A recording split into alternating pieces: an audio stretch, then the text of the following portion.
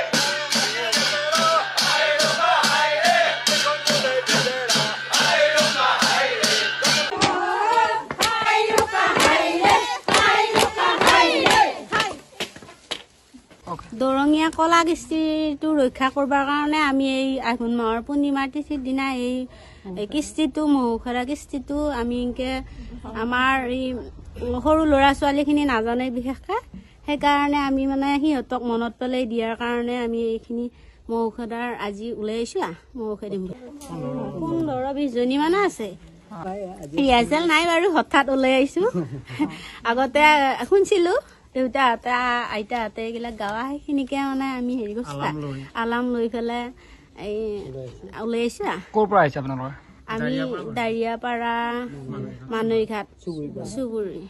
হয় নমস্কাৰ। আমাৰ বহুতে ভাল লাগিছে। আমাৰ যিহেতু দৰঙৰ কলা কৃষ্টিবোৰ লুকাই যাব ধৰিছে, সেই গতিকে আমি নতুন প্ৰজন্মবিলাকে যিহেতু এইবিলাক নাজানে বা দেখি পোৱা নাই, আমিও খুব বেছিতে অকণমান কিবা পাইছোঁ, তথাপিও সেইখিনিকে যাতে জীয়াই ৰাখিব পাৰোঁ, তাৰ কাৰণে আমি গোটেই মহিলাখিনিয়ে লগ লাগি ওলাই আহিছোঁ। বহুত ভাল লাগিছে। ইয়াত 12-15 জনীমান আছোঁ গোটেই।